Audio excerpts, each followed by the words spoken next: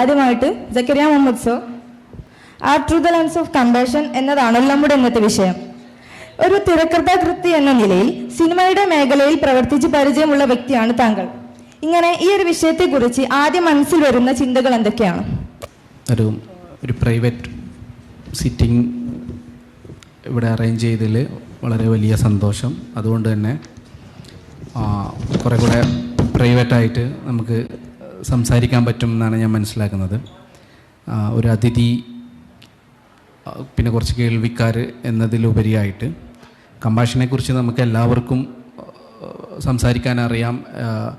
നമുക്ക് പല രീതിയിൽ അനുഭവങ്ങളുള്ള ആളുകളാണ്. ഒരു ഫിലിം മേക്കർ എന്നുള്ള നിലയ്ക്ക് സുഡാനി ഫ്രം നൈജീരിയ എന്ന സിനിമ എടുത്തത് കൊണ്ട് മാത്രം ഇവിടെ ക്ഷണിക്കപ്പെട്ട ഒരു അതിഥിയാണ് ഞാൻ. എനിക്ക് ഇതിനെ തുടക്കം കുറിച്ചുകൊണ്ട് പറയാനുള്ളത്, നമ്മൾ ഇന്ന വിഷയത്തിൽ ഒരു സിനിമ എടുത്ത് കളയാം എന്നുള്ള ഒരു പ്ലാനിലല്ല നമ്മൾ സിനിമകൾ എടുക്കുന്നത്. ഇപ്പം നമ്മുടെ സിനിമ കാണുമ്പോൾ ആളുകൾക്ക് കമ്പാഷൻ ഉണ്ടാവണം, ആളുകൾക്ക് ഇത് ഉണ്ടാവണം, അത് സമൂഹത്തിൽ വലിയ ഇമ്പാക്റ്റ് ഉണ്ടാക്കണം എന്ന പ്ലാനിൽ നമുക്ക് ഒരു ആർട്ടിനെ സമീപിക്കാൻ കഴിയില്ല എന്നാണ് ഞാൻ മനസ്സിലാക്കുന്നത്. ആർട്ടിൻ്റേതായിട്ടുള്ള ഒരു ഇൻഡിവിജ്വാലിറ്റി ഉണ്ട്, ഇൻഡിവിജ്വൽ പവർ ഉണ്ട്. നമ്മളുടെ ആത്മപ്രകാശനങ്ങളാണ് നമ്മൾ ആർട്ടിലൂടെ ചെയ്യുന്നത്. അപ്പം ആളുകൾക്ക് കൗതുകമുണ്ടാക്കുന്ന, ആളുകൾക്ക് രസിക്കാൻ പറ്റുന്ന, രസിക്കുക എന്ന് പറയുമ്പോൾ പല രീതിയിലുള്ള രസിക്കാൻ പറ്റുന്ന ഒരു സിനിമ ഉണ്ടാക്കുക എന്നുള്ള ഉദ്ദേശത്തിലാണ് നമ്മൾ സിനിമകൾ ഉണ്ടാക്കുന്നത്. അതിൻ്റെ ഉപോൽപ്പന്നമായി നമ്മൾ പോലും അറിയാതെ വരുന്ന ചില കാര്യങ്ങളുണ്ട്. അതിൽപ്പെട്ടതാണ് ഈ പറഞ്ഞ പോലെ ഈ സിനിമയിൽ നിന്ന് വായിച്ചെടുക്കാൻ പറ്റുന്ന കമ്പാഷൻ, ഫ്രണ്ട്ഷിപ്പ്, ഫാമിലി വാല്യൂസ്, അല്ലെങ്കിൽ ആ അർത്ഥത്തിലുള്ള ഒരുപാട് കാര്യങ്ങൾ ഒരു പക്ഷേ സിനിമകളിൽ നിന്ന് വായിച്ചെടുക്കാൻ പറ്റും. അപ്പം ഞാൻ പറഞ്ഞു വന്നത്, അങ്ങനെ വായിച്ചെടുക്കപ്പെട്ടതിൻ്റെ അടിസ്ഥാനത്തിൽ ക്ഷണിക്കപ്പെട്ട ഒരാളാണ് ഞാൻ. ഒരിക്കലും സമൂഹത്തിന് ഒരു നല്ല മെസ്സേജ് ഉണ്ടാവണം എന്നുള്ള ഉദ്ദേശത്തിലല്ല സിനിമയെ സമീപിക്കുന്നത്, സത്യസന്ധമായി പറയുകയാണെങ്കിൽ. പക്ഷേ നമ്മൾ ചെയ്യുന്ന സിനിമ ഏതെങ്കിലുമൊക്കെ അർത്ഥത്തിൽ ആളുകൾക്ക് കണക്ട് ചെയ്യണം, അത് ആസ്വദിക്കാൻ പറ്റണം, കലയായിട്ട് തന്നെ ആസ്വദിക്കാൻ പറ്റണം എന്നുള്ള ഒരു നിർബന്ധം ഉള്ളത് കൊണ്ട് ആ നിർബന്ധം സാധിപ്പിച്ചതിൻ്റെ ഉപോൽപ്പന്നമായിട്ടാണ് ബാക്കി കാര്യങ്ങൾ ഉണ്ടായത് എന്നാണ് ഞങ്ങളുടെ സിനിമയെക്കുറിച്ച് തന്നെ മനസ്സിലാക്കുന്നത്. ഈ ആർട്ടിനെ നമുക്ക് ഉപയോഗിക്കാൻ കഴിയില്ല എന്നാണ് ഞാൻ വിശ്വസിക്കുന്നത്. ആർട്ടിനെ ഉപയോഗിക്കാൻ കഴിയില്ല, ആർട്ടിലേക്ക് നമുക്ക് ഇറങ്ങി ചെന്നുകൊണ്ട് അതിനെ എക്സ്പീരിയൻസ് ചെയ്യാനേ കഴിയുള്ളൂ. ബാക്കിയൊക്കെ അതിൻ്റെ അപ്പുറം ഉണ്ടാവുന്ന സംഗതികളാണ്. ഈ ഒരു സിനിമ എടുത്തുകൊണ്ട് ഒരു സമൂഹത്തെ നന്നാക്കി കളയാം എന്ന് വിചാരിച്ച് ആർക്കും ഒരു സിനിമ ഉണ്ടാക്കാൻ കഴിയില്ല.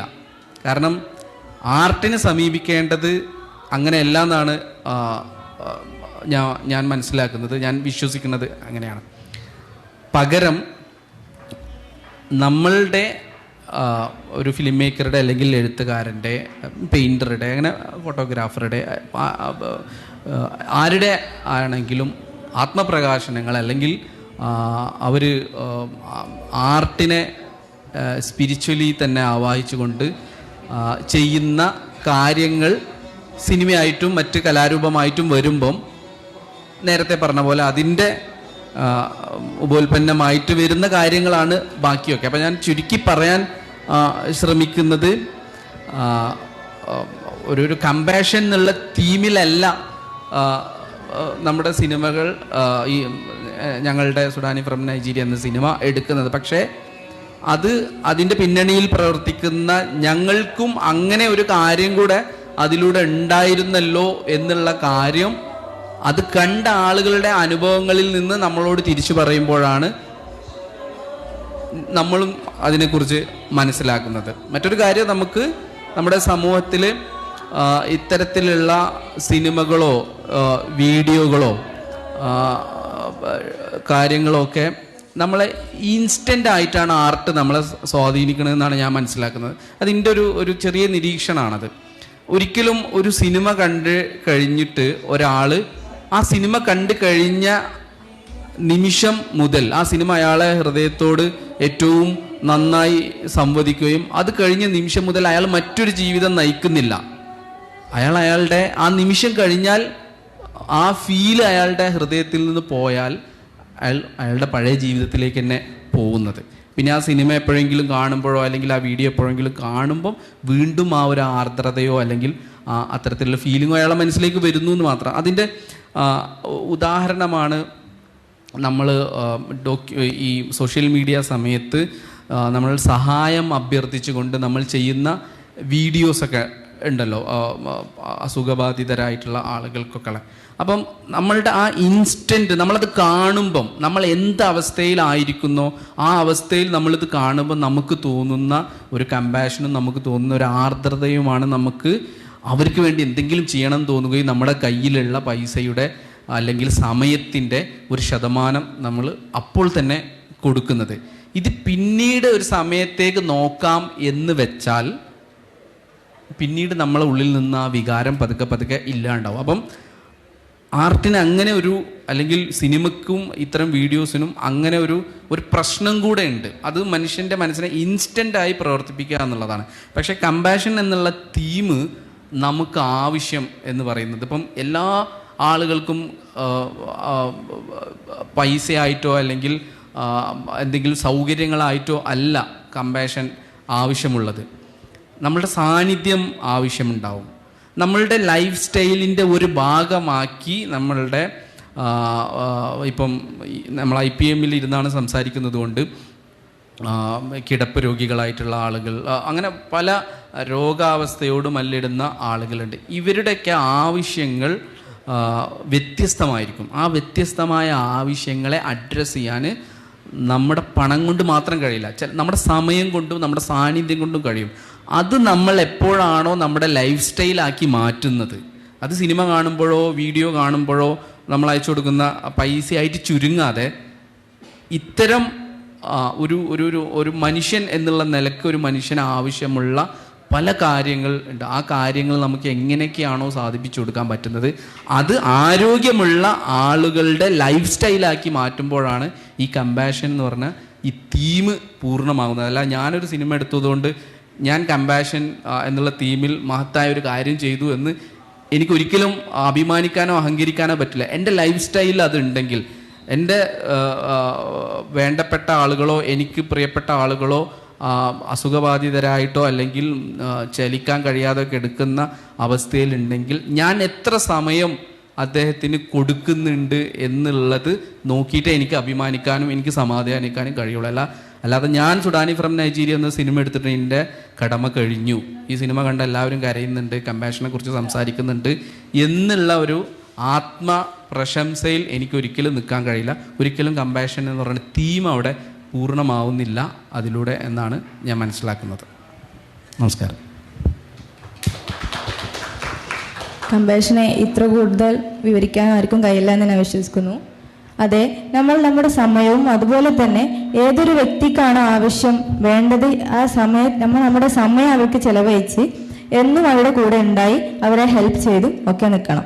അല്ലാതെ ഈ വീഡിയോ ഒന്ന് കണ്ടിട്ട് ജസ്റ്റ് ഒരു ടെമ്പററി ആയിട്ട് ചെയ്യുന്ന ഒരു സംഭവമല്ല ഈ ഒരു കമ്പാഷൻ എന്ന് പറയുന്നത്. വളരെ നല്ലൊരു ആൻസർ തന്നെയാണ് നൽകിയത്. Thank you so much. അടുത്ത പി മുസ്തഫ സർ. സർ, താങ്കളെടുത്ത ഏറ്റവും വലിയൊരു വാർത്താ ചിത്രമാണ് ഈ ഒരു അയോധ്യയിലെ ഒരു പ്രശ്നം എന്ന് താങ്കൾ പറയുന്നത് കേട്ടിട്ടുണ്ട്.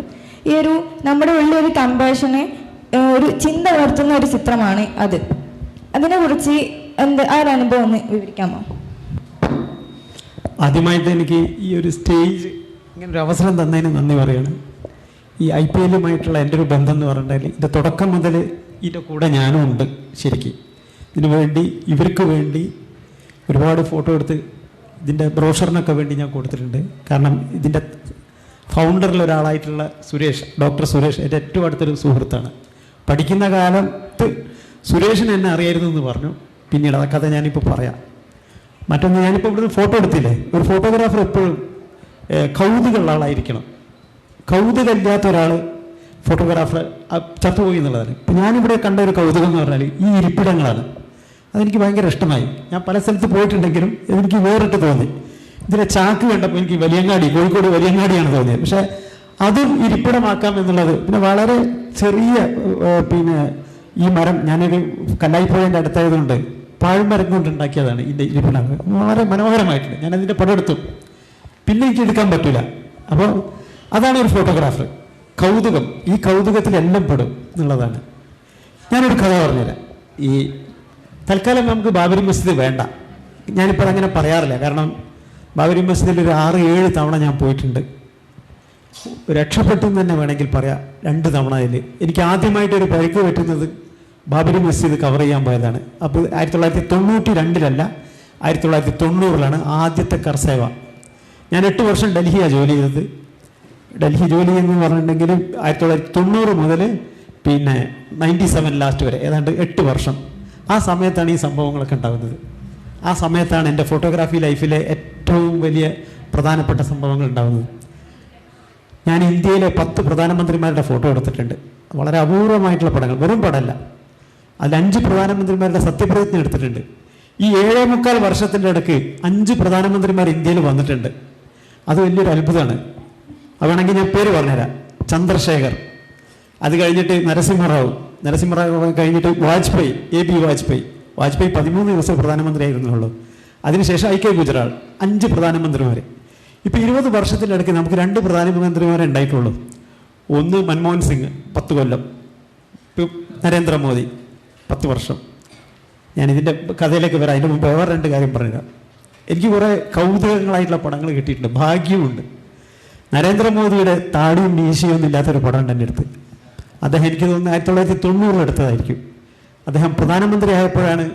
അന്ന് അയാൾ ഗുജറാത്തിൻ്റെ, അയാളെന്ന് പറയുന്നത് എൻ്റെ ഒരു ഭാഷയാണെന്ന് നോക്കിയാൽ മതി, ബഹുമാനിക്കേണ്ട ഒരാളാണ് അദ്ദേഹം. പിന്നെ ഗുജറാത്തിലെ മുഖ്യമന്ത്രി പോലും ആകാത്ത പൊളിറ്റിക്കലി നേതാവായേക്കാം എന്ന് കാണുന്നു. നമ്മൾ ഫോട്ടോഗ്രാഫർമാർ എപ്പോഴും മുൻകൂട്ടി കാണണം.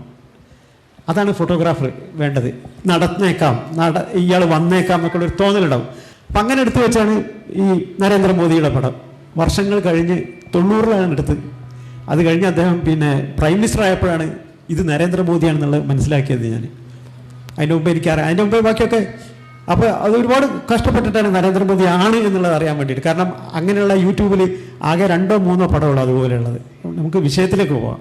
പിന്നൊന്ന് എനിക്ക് ഭാഗ്യം കിട്ടിയത് നമ്മുടെ രാഹുൽ ഗാന്ധിൻ്റെ 19-ാമത്തെ 20-ാമത്തെ വയസ്സിൽ രാഹുൽ ഗാന്ധി ആദ്യമായിട്ട് പൊളിറ്റിക്കൽ ഫീൽഡിലേക്ക് ഇറങ്ങുന്ന പടം അതെനിക്ക് മാത്രമേ ഉള്ളൂ എന്നുള്ളൊരു അഹങ്കാരമുണ്ട് എനിക്ക്. കാരണം 1990 മേഘം, അതായത് ഹരിയാനയിൽ, ഡൽഹിയിൽ നിന്ന് ഏതാണ്ട് 100 കിലോമീറ്റർ അകലെയുള്ള മേഘത്തിൽ ഒരു പിന്നെ 2 കുടുംബങ്ങൾ, അതായത് പാർട്ടിക്കാർ തമ്മിലുള്ള വെടിവെപ്പിൽ 4-5 പേര് മരിച്ചുപോയി. അപ്പോൾ അത് കാണാൻ, കോൺഗ്രസിൻ്റെ പാർട്ടിയിൽ ബന്ധപ്പെട്ട് കാണാൻ വേണ്ടി രാജീവ് ഗാന്ധി അന്ന് പിന്നെ അച്ഛനാണ്, രാഹുൽ ഗാന്ധിൻ്റെ അച്ഛനാണല്ലോ, ഇന്ത്യൻ്റെ പ്രധാനമന്ത്രി ആയിരുന്ന ആളാണ്. അദ്ദേഹം അത് കാണാൻ പോകുന്നു. അപ്പോൾ കൂടെ പത്രക്കാരും പോകുന്നു. ഈ വെടിവെപ്പ് ഉണ്ടായ സ്ഥലത്തേക്കൊക്കെ പത്രക്കാർ കൂട്ടമായിട്ട് നേതാക്കന്മാർ പോകുമ്പോൾ കൂടെ പോകും. ഞങ്ങളൊക്കെ പോകുന്നു. ഞങ്ങൾ റിപ്പോർട്ടറുണ്ട്, LV മോഹൻ എന്ന് പറഞ്ഞ റിപ്പോർട്ടറുണ്ട്. ഞങ്ങൾ ഒന്നിച്ച് പോകുന്നു. മേഘത്തെത്തുന്നു. മേഘത്തെത്തിയപ്പം പിന്നെ രാജീവ് ഗാന്ധി ഇറങ്ങി. ആ കൂട്ടത്തിൽ എല്ലാ പത്രക്കാരും, അങ്ങനെയാണ് അതിൻ്റെ രീതി. ഫോട്ടോ എടുക്കുന്നവരും റിപ്പോർട്ടർമാരൊക്കെ ഒന്നിച്ച് ഈ വീടുകളിലേക്ക് രാജീവ് ഗാന്ധിൻ്റെ കൂടെ പോകണം. അപ്പോൾ ഒരാളെന്നോട് പറഞ്ഞു, മകനുണ്ട് രാഹുൽ ഗാന്ധിയുണ്ട് കാറിലെന്ന് പറഞ്ഞു. ഈ ജിപ്സി ജീപ്പാണ് അന്നത്തെ ഏറ്റവും വലിയ പ്രധാനപ്പെട്ട 4 വീലാണ്, AC ആണ്. ജിപ്സി ഒരു ഭയങ്കര ഈ കാടൊക്കെ കയറി ഈ മലയും കുന്നുമൊക്കെ കയറുന്ന ജീപ്പാണ് ശരിക്കും. നമ്മുടെ മിലിറ്ററിയിലെ പലരും ഈ മിലിറ്ററിക്ക് വേണ്ടി ഉപയോഗിക്കുന്ന ജീപ്പാണ് ജിപ്സി. അപ്പോൾ ഇത് രാജീവ് ഗാന്ധിനാണ് ഓടിച്ചു വരുന്നത്. അദ്ദേഹം പൈലറ്റാണല്ലോ. പൈലറ്റായിരിക്കുകയാണ്. ഇന്ദിരാഗാന്ധി വെടിയേറ്റ് മരിച്ചപ്പം അന്ന് തന്നെയാണ്, അന്നോ അതിൻ്റെ പിറ്റേന്നാണോ, ഇന്ത്യൻ്റെ പ്രധാനമന്ത്രിയായിട്ടാണ് രാജീവ് ഗാന്ധി സത്യപ്രതിജ്ഞ ചെയ്യുന്നത്. അദ്ദേഹം അന്ന് MP അല്ല, അത് പിന്നീട് മത്സരിച്ച് ജയിച്ചാൽ മതി. അങ്ങനെ ഒരു ഇതുണ്ട്. എത്ര ആൾക്ക് അറിയാമെന്ന് എനിക്കറിയില്ല. അപ്പോൾ ഈ രാജീവ് ഗാന്ധിയുടെ പിന്നെ മകനെ നമ്മൾ ഒരിക്കലും കണ്ടിട്ടില്ല, ഈ ഫോട്ടോയിലൊക്കെ കാണുന്നല്ലാതെ. അങ്ങനെയാണ് ഞാൻ ഈ ജിപ്സിൻ്റെ വാൻ്റെ അടുത്തേക്ക് വന്നപ്പോൾ രാഹുൽ ഗാന്ധിൻ്റെ അകത്തിരിക്കേണ്ട ഒരു ചെറുപ്പം പയ്യൻസ്, 19 വയസ്സോ 20 വയസ്സോ ആയിട്ടുണ്ടാവുള്ളൂ. ഇപ്പോൾ ഒരു ഫോട്ടോഗ്രാഫർക്ക് എങ്ങനെ ഒരു പടം കിട്ടണം എന്നുള്ളത് പഠിക്കാനുണ്ട് നമുക്ക്. അങ്ങനത്തെ ഒരുപാട് അനുഭവങ്ങളുണ്ട്. ഉള്ള സമയമൊന്നും ഇവിടെ പറയാനില്ല. പക്ഷേ ഈ ഒരു കഥ മാത്രം പറയാം. ഇപ്പോൾ മെനക്കിടുക, കഷ്ടപ്പെടുക, കിട്ടിയിട്ടില്ലെങ്കിൽ പോട്ടെ എന്ന് വെക്കുക. അപ്പോൾ അവർ ചീത്ത പറഞ്ഞാലും പ്രശ്നമില്ല, അതങ്ങോട്ട് ഒഴിവാക്കുക എന്നുള്ള. ചീത്ത ഇതിലേ കേട്ട് ഇതിലേ വിടുക എന്നുള്ളതാണ് ഫോട്ടോഗ്രാഫർമാർ ചെയ്യേണ്ടത് സാധാരണ. അപ്പോൾ രാഹുൽ ഗാന്ധിൻ്റെ ജിപ്സി ബാൻ്റെ അടുത്തേക്ക് പോയി ഞാൻ ആ ഗ്ലാസ്സിന് മെല്ലെ തട്ടി, ഒന്ന് പുറത്തിറങ്ങുമെന്ന് വെച്ച്, ഇല്ല എന്ന് പറഞ്ഞു. ഒന്നും കൂടെ തട്ടി, ഇല്ല എന്ന് പറഞ്ഞു. അപ്പം ഞാൻ പറഞ്ഞു ആ ഗ്ലാസ് ഒന്ന് താഴ്ത്തുമെന്ന് വെച്ച്. ഗ്ലാസ് അദ്ദേഹം താഴ്ത്തി ചെറുതായിട്ട്. ഞാൻ പറഞ്ഞു കേരളത്തിൽ നിന്ന് വരികയാണ്, അപ്പോൾ അത്ര ഡിസ്റ്റൻസാണ്. അപ്പോൾ അങ്ങനെയാണ് നമ്മൾ പറയേണ്ടത്. ഒരാളെ നമ്മൾ എങ്ങനെ നമ്മളിലേക്ക് അട്രാക്റ്റ് ചെയ്യിക്കണം എന്നുള്ളതാണ് ഒരു ഫോട്ടോഗ്രാഫർ ചെയ്യേണ്ടത്. ഒന്ന് പുറത്തിറങ്ങി നിൽക്കും, ഞാൻ കേരളത്തിൽ നിന്ന് വരികയാണ്, കോൺഗ്രസിൻ്റെ ഒരു ഫോട്ടോഗ്രാഫറാണ്, അങ്ങനെ പറഞ്ഞു. അതൊക്കെ നമ്മൾ വെറുതെ ഇങ്ങനെ കോൺഗ്രസിൻ്റെ ഭയങ്കര അടുപ്പുള്ളതാണ്, നിങ്ങളെയൊക്കെ ഒരുപാട് ഇഷ്ടമാണ്, നിങ്ങളുടെ ഫാമിലി ഒരുപാട് ഇഷ്ടമാണ്, ദയവേത് ഒരു പടം എടുക്കാൻ വേണ്ടി ഒന്ന് പുറത്തിറങ്ങി നിൽക്കുമെന്ന് പറഞ്ഞു. അങ്ങനെയാണ് രാഹുൽ ഗാന്ധി ആദ്യമായിട്ട്, ഞാൻ അതിന് പിന്നെ പറയാം, പൊളിറ്റിക്കൽ രാഷ്ട്രീയ ഭൂമിയിൽ ഇറങ്ങുന്ന ആദ്യത്തെ പടമാണത്. ഇറങ്ങി അദ്ദേഹം നിന്നു. അപ്പോഴേക്കും കുറച്ച് ആൾക്കാരൊക്കെ ഉള്ളത് കൂടി.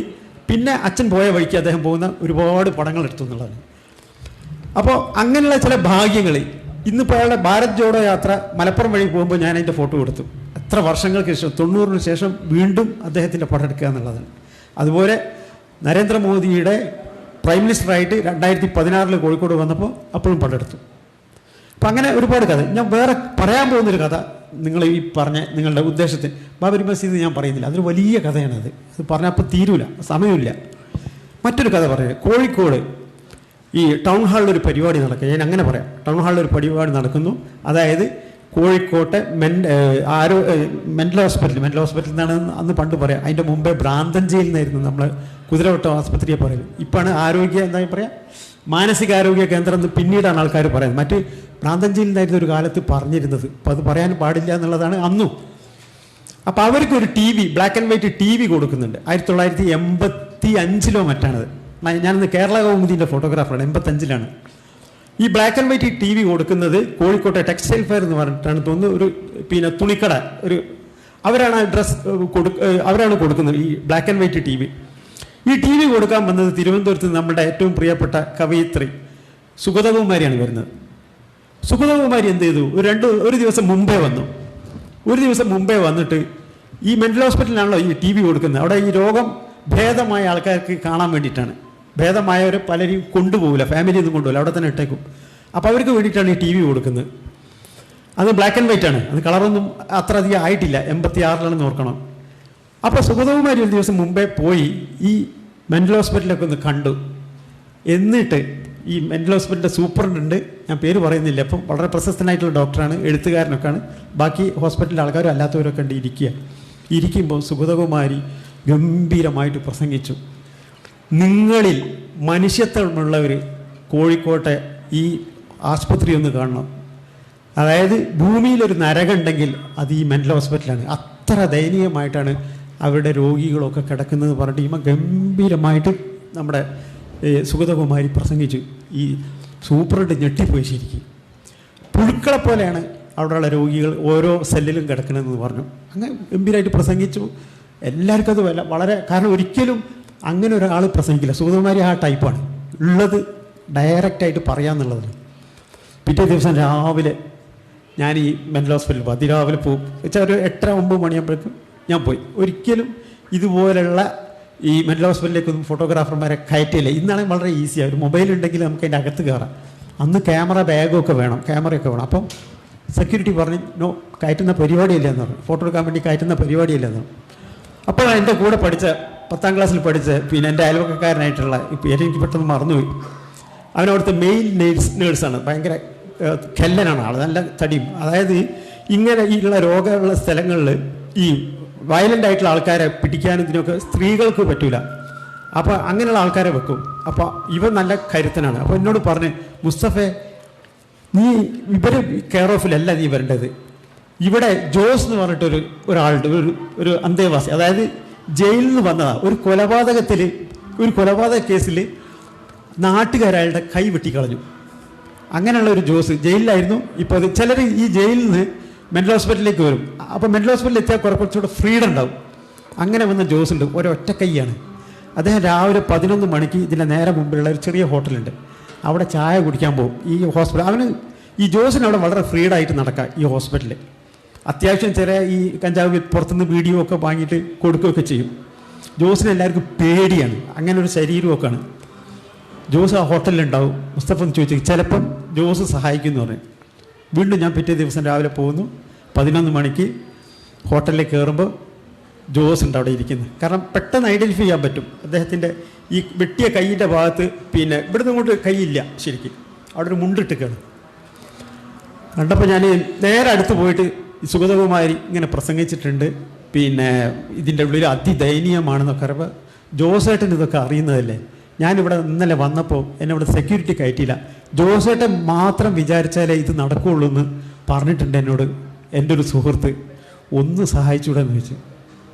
അപ്പം എന്നോട് പറഞ്ഞ് സഹായിക്കാം, പക്ഷേ സ്ത്രീകളെ വാർഡിലേക്ക് ഒരിക്കലും പോകാൻ പറ്റില്ല, കയറ്റില്ല. അത് വേണ്ട, പുരുഷന്മാരുടെ വാർഡ് എന്നാ വാന്ന് പറഞ്ഞു. അങ്ങനെ ജോസ് എന്നെ കൊണ്ടുപോകും. അപ്പോൾ സെക്യൂരിറ്റിക്കാരൻ ഒന്നും പറഞ്ഞില്ല, എന്നെ വിട്ടു. മുഴുവൻ പിന്നെ ഇവർ കിടക്കുന്ന സെല്ലുകൾ ഫോട്ടോ എടുപ്പിച്ചെന്നോട് എനിക്ക് എന്താ വേണ്ടതെന്നൊക്കെ എടുത്തോന്ന് പറഞ്ഞു. അപ്പോൾ ഞാൻ ആദ്യത്തെ സെല്ല് ചെല്ലുമ്പോൾ ഉണ്ടാകുന്ന ഇത് എന്ന് പറഞ്ഞത് മഴക്കാലമാണ്. ഈ ഓട് പൊട്ടിയിട്ട് വെള്ളം ഒലിക്കുന്നുണ്ട്. ബ്രിട്ടീഷുകാരുടെ കാലത്തുള്ളതാണ് ഈ ഹോസ്പിറ്റൽ. ഓട് പൊട്ടിയിട്ട് വെള്ളം ഒലിച്ചിട്ട് വെള്ളമുണ്ട്. 8 അടി 7 അടി ആയിരിക്കും അതിൻ്റെ വീതി. ഒരാൾ വയലൻ്റ് ആയിട്ടുള്ള രോഗി കിടക്കാൻ മാത്രമുള്ള ഒരു സ്ഥലമാണ്. അപ്പോൾ ഇവർക്ക് പ്രാഥമിക കർമ്മം തന്നെ അതിൻ്റെ അകത്തന്നെയാണ്, ഈ 8 അടിൻ്റെ ഉള്ളിൽ തന്നെയാണ്. അപ്പോൾ അത് ഇഷ്ടിക കൊണ്ടുണ്ടാക്കിയ ഒരു 3 അടി ഹൈറ്റിൽ ഒരു 4 അടി മറ്റുള്ളൊരു വീതിയിൽ, പിന്നെ അതായത് രാവിലത്തെ ഈ നമ്മൾ പ്രാഥമിക കർമ്മം നിർവഹിക്കാൻ വേണ്ടിയിട്ടുള്ള ഒരു സ്ഥലം മാത്രം, പുറത്തുനിന്നുള്ള നോക്കിയാൽ കാണൂല.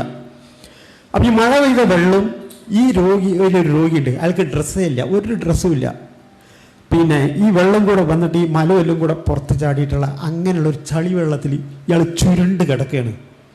ഇയാളുടെ പിന്നെ മറ്റുള്ള അവയവങ്ങളൊന്നും പുറത്ത് കാണില്ല. അപ്പം ഫോട്ടോ എടുത്താൽ പ്രശ്നമില്ല, കാരണം അങ്ങനെയുള്ള ഒരു പടം നമുക്ക് കൊടുക്കാൻ പറ്റില്ല. ഇയാളുടെ മുഖവും കാണില്ല, ഇയാളൊരു ചുരുണ്ടിട്ട് നമ്മളിപ്പോൾ കൈ ഇങ്ങനെ പിടിച്ച മാതിരി കാലും കയ്യിലും കൂടെ ചുരുക്കി കിടക്കുകയാണ്, തവളയെപ്പോലെ ഇങ്ങനെ കിടക്കുകയാണ്. അപ്പോൾ ആ 1-2 പടം എടുത്തു. അടുത്ത സെല്ലിലേക്ക് പോയപ്പോൾ അതിലും ഭീകരമാണ് ഞാൻ കാണുന്നത്. അപ്പോൾ അതിലെന്താന്ന് പറഞ്ഞാൽ ഈ രോഗം ഭേദമായിട്ടുള്ള ആൾക്കാരാണ്. അതിൽ 5 പേരുണ്ട്.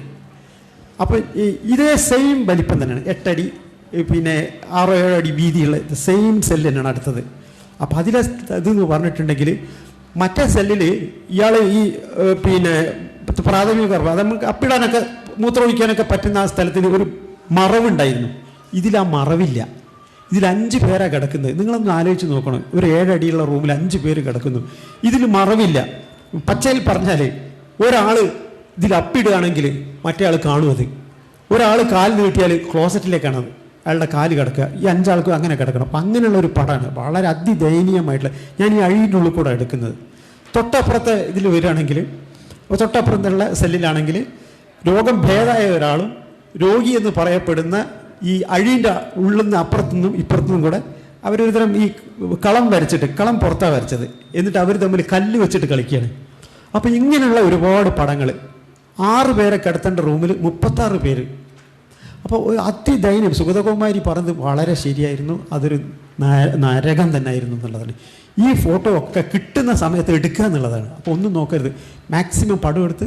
ഞാൻ ഓഫീസിൽ പോയി, നമുക്ക് ഈ എഴുത്തിൽ ഭയങ്കര ഗാംഭീര്യമുള്ള കുറേ ആൾക്കാരുണ്ടാവും. അപ്പോൾ റിപ്പോർട്ടർമാർക്കൊക്കെ പ്രശസ്തനായിട്ട് ഒരു അത്യാവശ്യം അവർ പിന്നെ നക്സലൈറ്റ് ആയിരിക്കില്ല, അതിൻ്റെ തൊട്ട് താഴെയുള്ള കുറച്ച് ആൾക്കാരുണ്ട്, ഭയങ്കര സ്പാർക്കായിരിക്കും, എന്തിനും എതിർക്കുക, വളരെ സ്ട്രോങ് ആയിട്ട് എഴുതുക എന്നൊക്കെ പറഞ്ഞാൽ കാണാം. നിങ്ങളെ ഇടയിൽ തന്നെ അങ്ങനെ അത്ര ഒരുപാട് ആൾക്കാരുണ്ട്. അപ്പോൾ അവിടെ ആൾഡ്രസ് ഹെൻറി എന്നാണ് അവൻ്റെ പേര്. ഞാൻ ചോദിച്ചു, ഹെൻറി ഇങ്ങനൊരു സാധനം ഞാൻ എടുത്തു വെച്ചിട്ടുണ്ട്. ന്യൂസ് എഡിറ്ററോട് പറഞ്ഞു. അന്നത്തെ PJ മേത്തി എന്ന് പറഞ്ഞ ന്യൂസ് എഡിറ്ററാണ്. എന്തും എങ്ങനെയും ഗംഭീരമായിട്ട് കൊടുക്കാൻ പറ്റുന്ന അതിസമർത്ഥനായിട്ടുള്ള, സമയമായോ ഇല്ല, മിടുക്കനായിട്ടുള്ള, അതായത് നമ്മളൊക്കെ ശരിക്കും നോക്കുന്ന ഒരു എഡിറ്ററാണ്. മുസ്തഫ ഈ പടം ഇട്ടതാ നമുക്ക് ഗംഭീരമായിട്ട്. ഹെൻറി അത് ഗംഭീരമായിട്ട് എഴുതി. അത് 4-5 ലക്കം ഈ പടങ്ങളൊക്കെ ഓരോ ദിവസമായിട്ട് ഫ്രണ്ട് പേജിലും. ഞെട്ടരുത്, ഇത് ഭ്രാന്തൻ ജയിലാണെന്ന് പറഞ്ഞിട്ടാണ് ഹെൻറിൻ്റെ ആദ്യത്തെ ലീഡ് സ്റ്റോറിയായിരുന്നു ഒരു പത്രത്തിൻ്റെ. അത് വന്നു. ഇതെല്ലാം ഈ പുറത്തിറങ്ങി കഴിഞ്ഞപ്പോൾ ഒരിക്കലും ആദ്യമൊന്നും എൻ്റെ ബൈനേം വെച്ചില്ല. കാരണം മെൻ്റൽ ഹോസ്പിറ്റലിൽ കയറിയിട്ട് ഇങ്ങനെയുള്ള പടം എടുത്തിട്ട് പബ്ലിഷ് ചെയ്യാൻ പാടില്ല എന്നുള്ള നിയമമുണ്ട്, ഭയങ്കര കർശനാണ്, പാടില്ല എന്നാണ്. ഈ പടങ്ങളൊക്കെ ഞാൻ പറഞ്ഞ എല്ലാ പടങ്ങളും കൊടുത്തു. ഹെൻറി അത് മനോഹരമായിട്ട്, ഇത് മനോഹരം എന്ന് പറഞ്ഞാൽ ഗംഭീരമായിട്ട് എഴുതി വലിയ ഇഷ്യൂ ആയി. മെഡിക്കൽ കോളേജിലെ സ്റ്റുഡൻസൊക്കെ സമരത്തിന് ഇറങ്ങി, ലോ കോളേജിലെ കുട്ടികൾ ഇറങ്ങി. അന്നൊക്കെ മെഡിക്കൽ കോളേജിലെ കുട്ടികളാണ് ഏറ്റവും സമരത്തിന് ഇറങ്ങുക എന്നുള്ളതാണ്. ഇന്നതില്ല. മെഡിക്കൽ കോളേജിൽ ഒരു കുട്ടിയെ പോലും ഒരു സമരത്തിന് നമുക്ക് തിരിയിട്ട് അവരുടെ ആവശ്യത്തിനല്ലാതെ പുറത്തൊരു പരിപാടിക്കും പറ്റില്ല എന്നുള്ളതാണ്. 86 കോഴിക്കോടിന് അങ്ങനെ ഒരു പ്രാധാന്യമുണ്ട്. മെഡിക്കൽ കോളേജിലെ ലോ കോളേജിലെ കുട്ടികൾ എന്ത് ഇഷ്യൂനും പുറത്തിറങ്ങി പ്രതികരിക്കുക എന്നുള്ളൊരു ഗ്രൂപ്പായിരുന്നു. അവർ പ്രകടനം നടത്തി. കുഞ്ഞിക്കണ്ണൻ എന്ന് പറഞ്ഞിട്ട്, പിന്നെ ഞാൻ പറഞ്ഞ നെക്സലൈറ്റിൻ്റെ തൊട്ട് താഴെ ജനകീയ വേദി എന്ന് പറഞ്ഞിട്ട് ഒരു വിങ് ഉണ്ടായിരുന്നു കോഴിക്കോട്.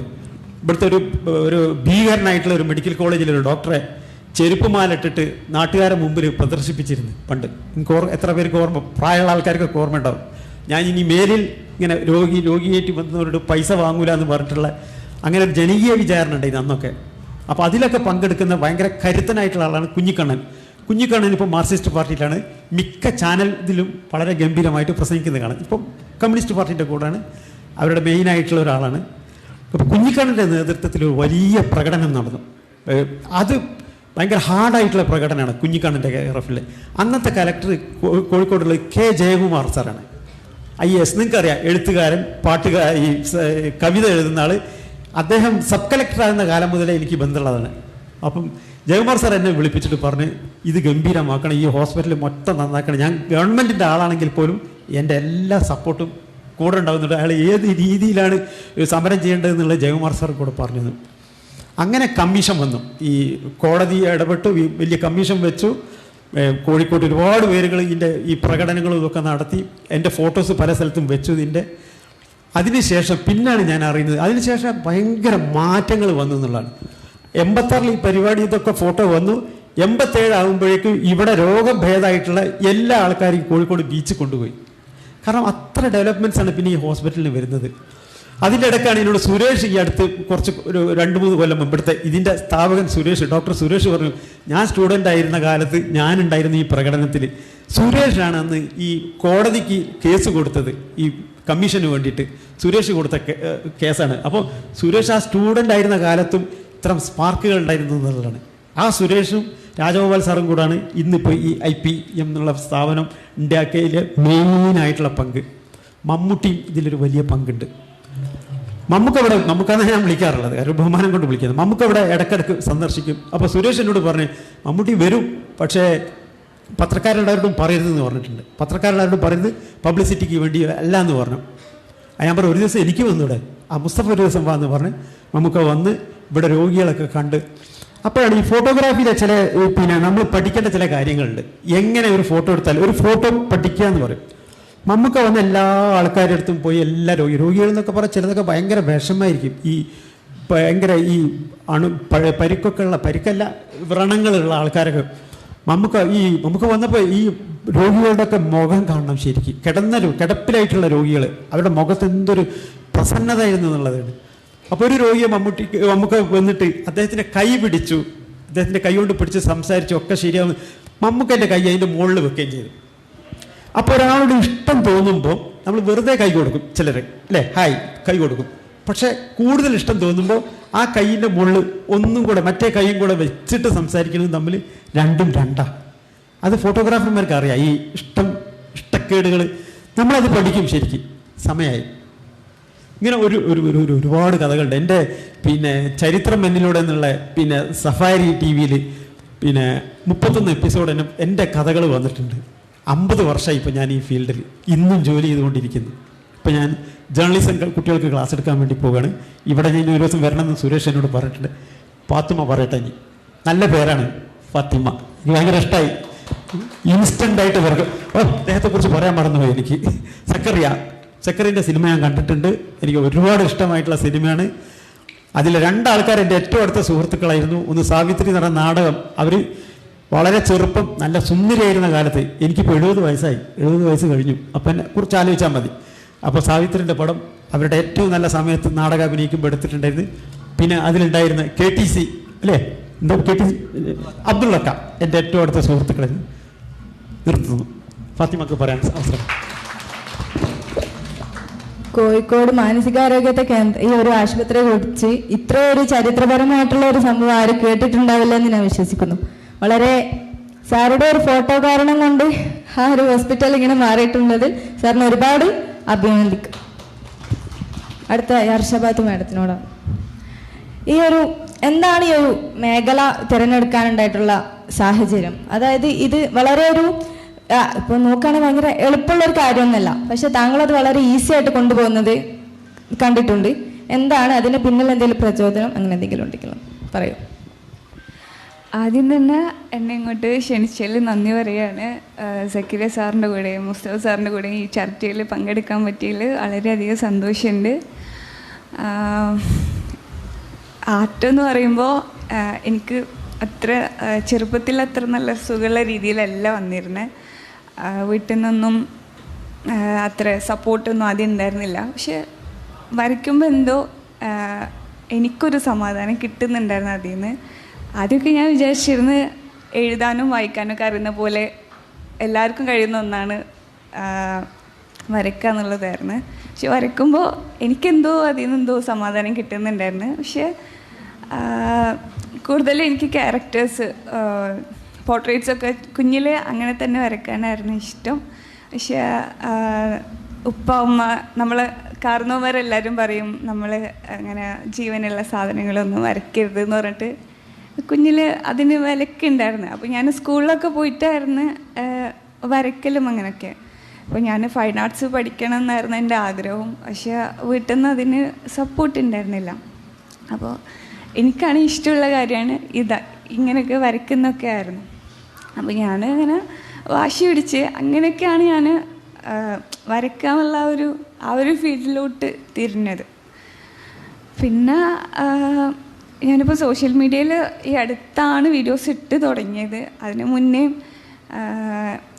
നമുക്ക് ചെയ്യാൻ പറ്റുന്നൊരു കാര്യം അതിനെക്കൊണ്ട് വേറൊരാളെ ഒന്ന് ചിരിച്ച് കാണുമ്പോൾ എന്താ പറയുക, എനിക്കെങ്ങനെ പറയണമെന്നറിയില്ല, എനിക്ക് ഭയങ്കര സന്തോഷം കിട്ടലുണ്ട്.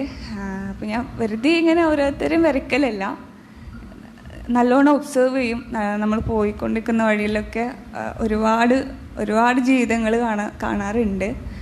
അതിൽ ചില ക്യാരക്ടേഴ്സ് കാണുമ്പോൾ അവരുടെ ഫേസ് കാണുമ്പോൾ മനസ്സിലാവും അവർ എന്തൊക്കെ ഭാരങ്ങൾ എറിയിട്ട് പോകുന്നതായിരിക്കും. അവരെ ഒരു നിമിഷത്തേക്ക് അതിൽ നിന്നൊക്കെ ഒന്ന് മാറ്റി ഒന്ന് ചിരിപ്പിക്കാനുള്ളൊരു ഉദ്ദേശത്തിൽ അങ്ങനെ വരച്ചിട്ട് കൊണ്ടുപോയി കാണിച്ചു കൊടുക്കും.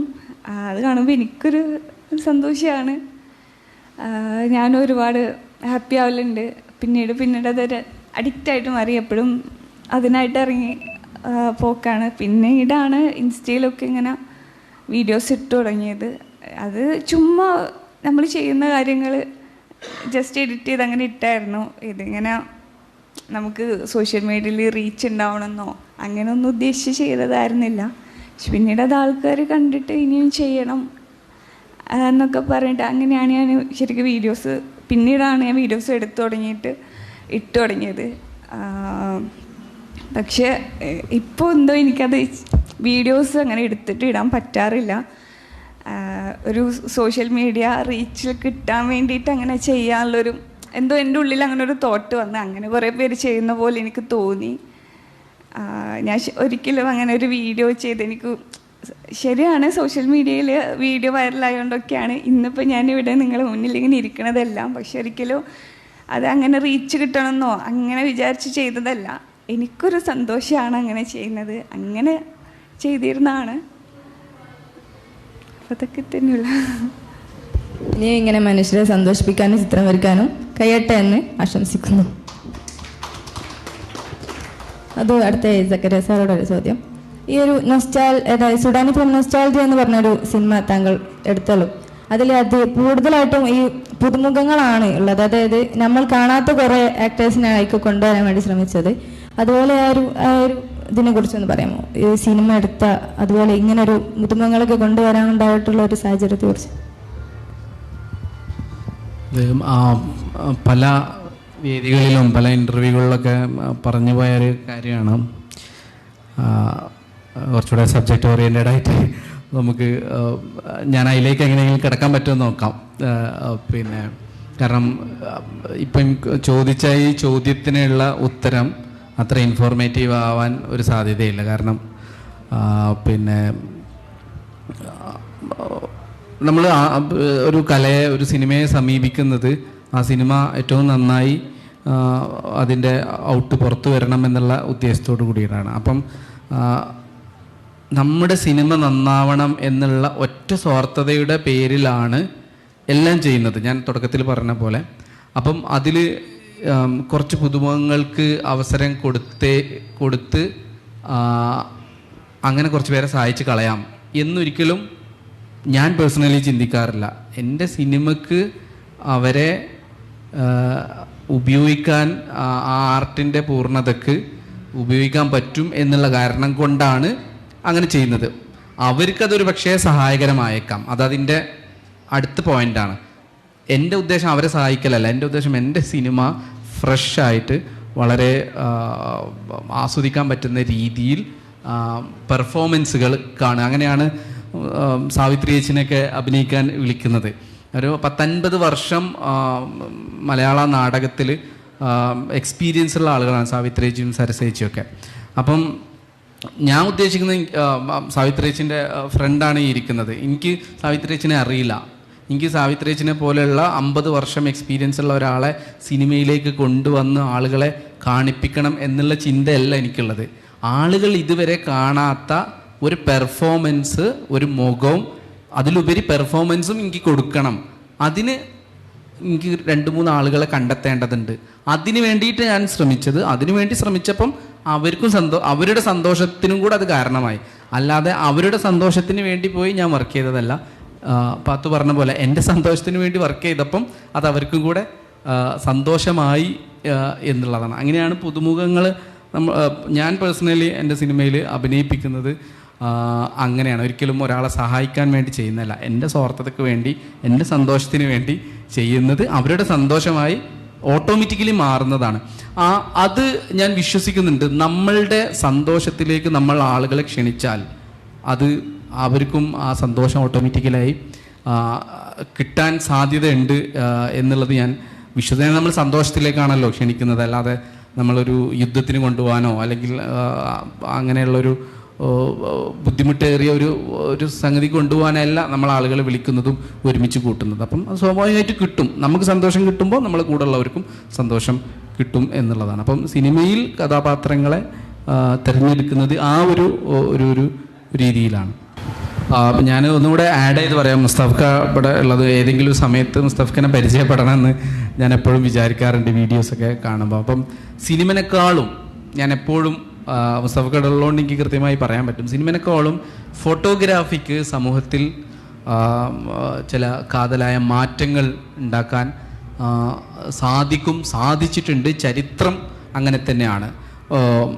ഇപ്പം വിയറ്റ്നാം യുദ്ധ സമയത്ത് ഉള്ള ഫോട്ടോഗ്രാഫ് ഞാനത് വിശദീകരിക്കുന്നില്ല, നിങ്ങൾക്കറിയാൻ പറ്റുമോ? നഗ്നയായ പെൺകുട്ടി ഓടി വരുന്ന ഒരു ഫോട്ടോ. അപ്പം പിന്നെ ആ ഫോട്ടോയുടെ ഒരു എസ്തെറ്റിക്സ് എന്ന് പറയുന്നത്, ഒരു നഗ്നയായ പെൺകുട്ടി ഓടി വരുന്നു, കുറേ ആളുകൾ പുറകിൽ ഓടി വരുന്നു, പുറകിൽ ഒരു വീട് ബോംബിങ്ങിൽ തകർന്നു. ഇതെല്ലാം ഒറ്റ ഫ്രെയിമിൽ ആ ഫോട്ടോഗ്രാഫർക്ക് കിട്ടുകയാണ്. ഈ ഒരു ഫോട്ടോ ആണ് യുദ്ധവിരുദ്ധ വികാരത്തിന് ലോകത്തിൻ്റെ വിവിധ ഭാഗങ്ങളിൽ ആളുകൾ ആ സമയത്ത്, വിയറ്റ്നാം വാറിൻ്റെ സമയത്ത് അമേരിക്കക്കെതിരെ യുദ്ധവിരുദ്ധ മുദ്രാവാക്യങ്ങളുമായി തെരുവിലേക്ക് ഇറങ്ങിയതിൻ്റെ കാരണങ്ങളിലൊന്ന് ഈ ഫോട്ടോ ആണ് എന്നുള്ളത് നിരീക്ഷിക്കപ്പെട്ടിട്ടുണ്ട്. ഇപ്പം ഈ മാനസികാരോഗ്യ കേന്ദ്രത്തിൻ്റെ കാര്യം പറഞ്ഞപ്പോൾ ഞാനും ആ കഥ ആദ്യമായിട്ടാണ് അറിയുന്നത്. അതൊരു ഫോട്ടോഗ്രാഫറുടെ ക്യാമറ കണ്ണിൻ്റെ മുന്നേ വർക്ക് ചെയ്യുന്നൊരു കണ്ണ് അദ്ദേഹത്തിൻ്റെ ഹൃദയത്തിൽ വർക്ക് ചെയ്യും. ആ കണ്ണ് വർക്ക് ചെയ്തതിൻ്റെ റിഫ്ലക്ഷനാണ് അദ്ദേഹത്തിൻ്റെ ക്യാമറയിലേക്ക് പോകുന്നത്. അപ്പം അത്രയും ഹൃദയത്തിൽ തുറന്നു വെച്ച, സമൂഹത്തിൻ്റെ നന്മയ്ക്ക് വേണ്ടി തുറന്നു വെച്ച ഒരു കണ്ണ് ഹൃദയത്തിൽ ഉള്ളത് കൊണ്ടാണ് ഈ ടെക്നിക്ക്, ഇതൊരു ടെക്നിക്കാണല്ലോ ക്യാമറ എന്ന് പറയുന്നത്. ഈ ടെക്നിക്ക് ആർക്കും വർക്ക് ചെയ്യാം. പക്ഷേ ഹൃദയത്തിൽ കണ്ണുള്ള ഒരാൾക്കാണ് അതിനെ സമൂഹത്തിൽ ഈ കമ്പാഷൻ എന്ന് പറയുന്ന തീമിലേക്ക് എത്തുമ്പം അത് സമൂഹത്തിന് ഗുണകരമാവുന്ന രീതിയിൽ, വലിയ മാറ്റങ്ങൾ ഉണ്ടാവുന്ന രീതിയിൽ മാറ്റങ്ങൾ ഉണ്ടാക്കാൻ ഫോട്ടോഗ്രാഫിക്ക് പറ്റും എന്നുള്ള. ഫോട്ടോഗ്രാഫിയാണ് സിനിമ ഉണ്ടാവുന്നതിന് മുമ്പ് ഉണ്ടായത്. ഫോട്ടോഗ്രാഫി ചലിച്ച് സെക്കൻഡിൽ 24 തവണ ചലിച്ചിട്ടാണ് പിന്നെ മൂവിങ് ചിത്രമാവുന്നത്. അപ്പം അത് മുസ്തഫ്ഖ ഉണ്ടാവുമ്പോൾ അത് പറയാൻ പറ്റിയതിലുള്ള ഒരു സന്തോഷം അറിയിക്കുന്നു. വളരെ നല്ല രീതിയിലുള്ളൊരു ചർച്ച നടന്നപ്പം ആരും ചോദിക്കാതെ പോകണ്ട എന്ന് വിചാരിച്ചിട്ട് ഞാൻ മുസ്തഫക്കാരനോട് ചോദ്യം ചോദിക്കുകയാണ്. അദ്ദേഹം പറഞ്ഞ കാലത്ത് യവനത്തിൽ ജീവിച്ച ഒരാളാണ് ഞാൻ. 86കളിൽ കോളേജ് ക്യാമ്പസുകൾ കമ്പാഷൻ ഇതിനേക്കാൾ കൂടുതലുണ്ട് എന്ന് അദ്ദേഹത്തിൻ്റെ സംസാരത്തിൽ എനിക്ക് തോന്നി. ഒരു പൊതു പ്രശ്നം, മനുഷ്യൻ്റെ സഫറിങ് കേൾക്കുമ്പോൾ അതിനെതിരെ ശബ്ദിക്കേണ്ടവരാണ് അവരുടെ അവകാശത്തിന് വേണ്ടി എന്ന് തോന്നിയ 86-ലൊരു ക്യാമ്പസ് ഇപ്പോഴും കാണാൻ കിട്ടാറുണ്ടോ? അതാണ് എൻ്റെ ചോദ്യം. അത്രമാത്രമേ ഉള്ളൂ. ഞാൻ പെട്ടെന്ന് പറഞ്ഞു തീർക്കാം. 2 കാര്യങ്ങൾ പറയാം കമ്പയർ ചെയ്തിട്ട്. ഇല്ല എന്ന് പറയാം. അന്നത്തെ ആൾക്കാരെ അല്ല, ഇന്നത്തെ യൂത്തേ അല്ല, ഇന്നത്തെ യൂത്ത് മാറിക്കഴിഞ്ഞു. പക്ഷേ ഇന്നത്തെ യൂത്തിലും നല്ല മിടുക്കന്മാരായിട്ടുള്ള ആൾക്കാരുണ്ടെന്ന് ഞാൻ പറയാം. അവർ വേറെ രീതിയിലാണ്. ഇതുപോലെയല്ല ഒരു പത്രത്തിലൊരു പടം കണ്ടിട്ടോ അങ്ങനെയൊന്നും അല്ല വരുന്നത്. പക്ഷെ അവരവരുടെ വേറെ രീതിയിലാണ് പ്രതികരണങ്ങൾ. വേറൊരു ഉദാഹരണം പറഞ്ഞു. അപ്പോൾ അദ്ദേഹം നമ്മളെ സക്കറിയ പറഞ്ഞു ലോകത്തിലെ ഏറ്റവും പ്രധാനപ്പെട്ട പടങ്ങളിൽ ഒന്നാണ് പുലിസ്റ്റർ അവാർഡ് കിട്ടിയിട്ടുള്ള നിക്കൂട്ട് എന്ന് പറഞ്ഞ ഫോട്ടോഗ്രാഫറുടെ നാപ്പ ബോംബ്, നാപ്പ ഗേൾ എന്നാണ് പറയാം. ആ പടം അന്ന് യുദ്ധം ഇല്ലാതാക്കാൻ ഒരുപാട് വിയറ്റ്നാമിൽ അമേരിക്ക ബോംബിങ് നടത്തുന്നതാണ്. നാപ്പ ബോംബിടുന്ന പടമാണ്. ശരീരം മുഴുവൻ കത്തിപ്പോയ പെൺകുട്ടിയുടെ പടമാണത്. ആ പടം ലോകം മുഴുവനും കാണുകയും ദുഃഖം ഉണ്ടാവുകയും ചെയ്തു. പക്ഷേ ഇന്ന് നമ്മൾ വേറൊന്ന് ആലോചിച്ച് നോക്കി. ഗാസയിൽ നടക്കുന്ന അതിനേക്കാളും ഭീകരമായിട്ടുള്ള കൊച്ചു കുട്ടികളെ ഇതിപ്പോൾ ഒരു 3-4 ദിവസം കഴിഞ്ഞാൽ 30,000 പേരാവും അവിടെ മരണം. ഒരു ജനതൻ്റെ ഒരു വലിയ ശതമാനം ആൾക്കാർ അവിടെ നിന്ന് മരിച്ചു പോകും. പകരം പരിക്ക് പറ്റിയ എത്ര ലോകം തന്നെ മാറിപ്പോയി എന്നുള്ളതാണ് ഞാനിപ്പോൾ പറയുന്നത്. നമ്മൾ ആദ്യം കുറേ ദിവസമൊക്കെ പത്രങ്ങളിൽ കണ്ടു. ഇതാരാ ചെയ്യുന്നതും കൂടെ ഒന്ന് ഓർക്കണം നമ്മൾ. ഒരു കാലത്ത് ഹിറ്റ്ലറുടെ ഈ ജർമ്മനിയിൽ നടന്ന കോൺസെൻട്രേഷൻ ക്യാമ്പിൽ ലക്ഷങ്ങൾ മരിച്ചു പോയിട്ടുള്ള ജൂതന്മാരാണ് നേരെ തിരിച്ചിപ്പം ഇവരെ ചെയ്യുന്നതും കൂടെ ഒരു വല്ലാത്തൊരു ദുഃഖമുണ്ട്. ഇപ്പം ലോകം കാണുകയാണ്. നമ്മൾ അന്ന് 2ാം ലോകമഹായുദ്ധ കാലത്ത് 2ാം ലോകമഹായുദ്ധമാണോ അത്? ശരിക്കും ഞാൻ ഓർക്കുന്നില്ല. 2ാം ലോകം ഈ ഹിറ്റ്ലറുടെ കാലം 2ാം ലോകമഹായുദ്ധല്ലേ? ആ കാലത്ത് അന്നേ അതൊക്കെ സംഭവിക്കുകയുള്ളൂ. അന്ന് ആൾക്കാർക്കൊന്നും ഇത്ര ദുഃഖം ഇല്ലായിരുന്നു എന്നൊക്കെ പറഞ്ഞു. പക്ഷെ ഇപ്പോഴൊന്ന് ആലോചിച്ച് നോക്കിയേ, അമേരിക്കയും ബാക്കി രാജ്യങ്ങളൊക്കെ ഇവരെ സപ്പോർട്ട് ചെയ്തിട്ട് കുഞ്ഞുങ്ങളാണ്. ഓരോ പടങ്ങൾ കാണുമ്പോൾ ഞാനിപ്പോൾ വാർത്തയിൽ ഒന്നും വായിക്കാറ് പോലില്ല. മനസ്സ് മരവിച്ച് പോയി എന്നുള്ള. നമ്മളെ ഇപ്പോഴത്തെ ലോകം അതൊരു വേറെ ലോകം തന്നെയാണ്. അദ്ദേഹം പറഞ്ഞ മാതിരി അന്ന് ഉണ്ടാക്കിയിരുന്ന പിന്നെ ഞാൻ ഒരു കാര്യം കൂടെ പറഞ്ഞത്. ഇതിൻ്റെ ഒരു പ്രധാന ആളാണല്ലോ മമ്മൂക്ക. ഈ നിക്കൂട്ട് എന്ന് പറഞ്ഞാൽ ഈ ഫോട്ടോ എടുത്ത ഫോട്ടോഗ്രാഫറിന് മീഡിയ അക്കാദമി, ഞാൻ മീഡിയ അക്കാദമിയിൽ ക്ലാസ് എടുക്കുന്ന ആളാണ്, തിരുവനന്തപുരത്തും എറണാകുളത്തും.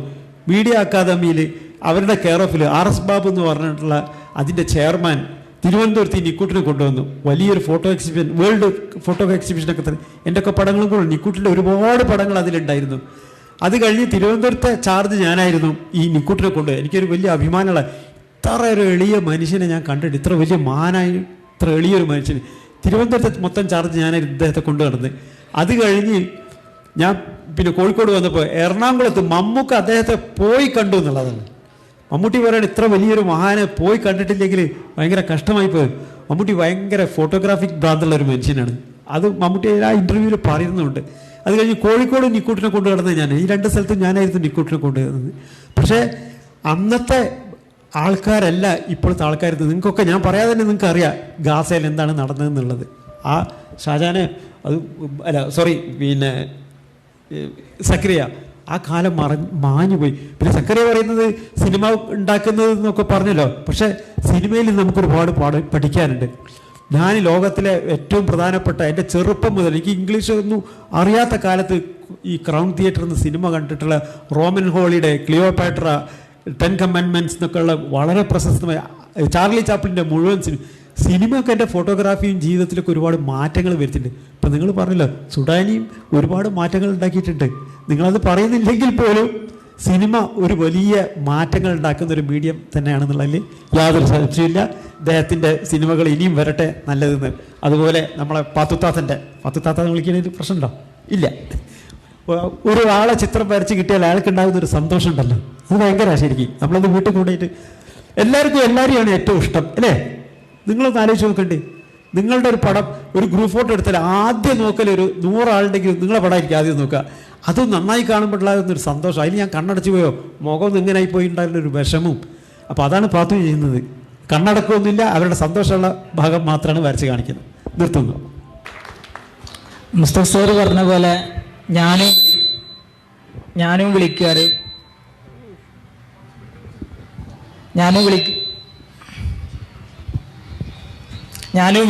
പാത്തുത്താന്ന്. ചോദിക്കുന്നത് പാത്തുത്താനോടാണ്. വേറെ ഒന്നുമല്ല, ആർട്ട് വിത്ത് കമ്പാഷൻ ബേസ് ചെയ്ത് കണ്ടാണ് ഞങ്ങൾ ഇവിടെയുള്ള എല്ലാ വർക്കുകളും, അതായത് ലിറ്ററേച്ചറിന്റെ തുടക്കം മുതൽ ഈ സ്റ്റേജിന്റെ ഏരിയ വരെ ഞങ്ങൾ ആർട്ട് കൊണ്ടാണ് അറേഞ്ച് ചെയ്തിട്ടുള്ളത്. അപ്പോൾ ആർട്ടിലേക്ക് എത്തിയതിനെ കുറിച്ച് നിങ്ങൾ ഒരുപാട് സ്ഥലങ്ങളിൽ പറഞ്ഞിട്ടുണ്ട്. പക്ഷെ നിങ്ങൾ മേക്കപ്പ് ആർട്ടിസ്റ്റ് ആണ്. ബട്ട് എന്തുകൊണ്ട് ആണ് ആർട്ട് അപ്ലൈ ചെയ്യുന്നത്? ഞാൻ ചോദിക്കുന്ന പർപ്പസ്, ചോദ്യം എന്താന്ന് മനസ്സിലായോ? അതായത് സിമ്പിളായി കണ്ട് പറഞ്ഞുതരാം. സ്ക്രാപ്പ് ഡെവലപ്മെന്റ് ഉണ്ട്, അതുപോലെ നമുക്ക് ആർട്ട് 2 രീതിയിൽ അപ്ലൈ ചെയ്യാം. അതായത് കുറഞ്ഞ ചെലവിലും കൂടിയ ചെലവിലും. ഏത് മേഖല ഏത് രീതിയിൽ ഉപയോഗിക്കണം എന്ന് ഒരു അനിയൻക്ക് പറഞ്ഞു തരുന്ന മാതിരി ഞങ്ങൾ വളണ്ടിയേഴ്സ് ആണ്, ഞങ്ങളെല്ലാവരും കൂടിയാണ് ഇവിടുത്തെ ഈ വർക്കുകളൊക്കെ ചെയ്തിട്ടുള്ളത്. ഒപ്പം ഒരുമിച്ച് ഇവിടുത്തെ ടോക്കുകളുള്ള ഫേസ് ചെയ്ത് കാണുന്നുള്ള പെയിന്റിങ്ങുകളാണ് ഇവിടെയൊക്കെ അറേഞ്ചും ചെയ്തിട്ടുള്ളത്. അപ്പം മൊത്തത്തിലൊരു കാര്യം, ചോദ്യം കറക്റ്റ് ആയിട്ടുണ്ടോ? ചോദ്യം കറക്റ്റ് ആയിട്ടില്ലെങ്കിൽ ഇവിടുന്ന് കണ്ടതും അതുപോലെ ഇത്താത്ത ചെയ്യുന്നതും ബേസ് ചെയ്ത് കണ്ടുള്ള സ്ട്രക്ചർ ബേസിലൊരു കുഞ്ഞു കാര്യം ഞങ്ങൾക്കൊക്കെ ക്യാച്ച് ചെയ്യാൻ വേണ്ടി.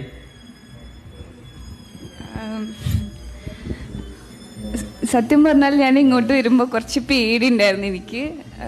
ഞാനിങ്ങനെ അധികം ആൾക്കാരെ മുന്നിൽ ഇങ്ങനെ ഇരുന്ന് സംസാരിക്കലില്ല ഒന്നാമത്. പിന്നെ 100 എന്നെ വിളിച്ചോണ്ടാണ് ഞാൻ ഇങ്ങോട്ട് വന്നത് തന്നെ.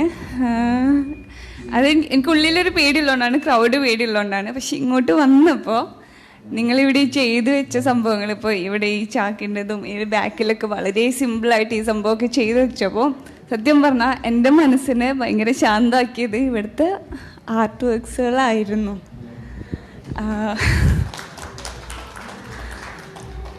ഇനി എന്താ ഞാൻ പറയുന്നേ?